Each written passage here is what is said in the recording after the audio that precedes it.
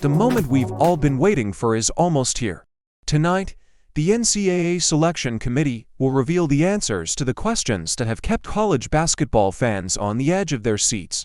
It's one of the most thrilling moments in American sports, a time when dreams are realized, hearts are broken, and brackets are born. But before the official announcement, let's take one last guess how the committee might play its cards. There are surprises lurking in the shadows. Take Colorado State, for instance. Just when we thought we had it all figured out, they went and won the entire Mountain West tournament.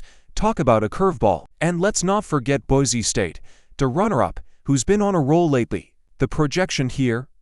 The Mountain West could end up with 5 teams in the field of 68. Yes, 5. That's more than the Big East and the ACC, two conferences with storied histories, but this comes at a cost.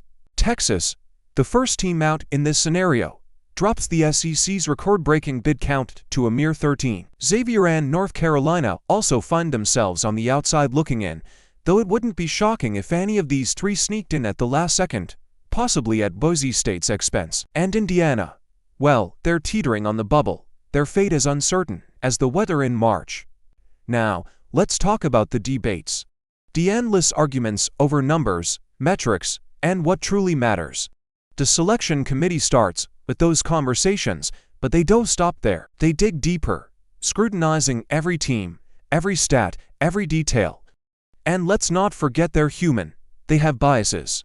They cast countless electronic votes, and sometimes those votes might reflect a gripe with the Big East only getting for bids, or a blue blood like North Carolina not getting enough credit for their ambitious schedule. It's not just about the numbers.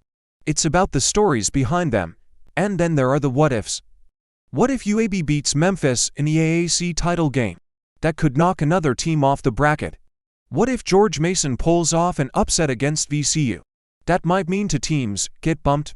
VCU, though, should be safe with an at-large bid. But in March, nothing is ever certain. As for the final bracket projections, there are a few notable changes. Florida has climbed to the number 3 overall seed, landing in the Midwest, while Houston takes the West. The top line seems set, but there's always room for a twist.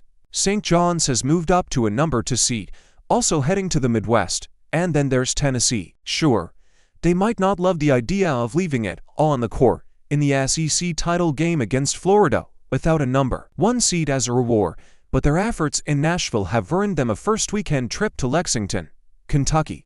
A potential matchup with Memphis, now that's juicy. If the committee can make that happen, they deserve a star. So, as we count down the hours to the big reveal, remember this: the bracket is more than just a list of teams.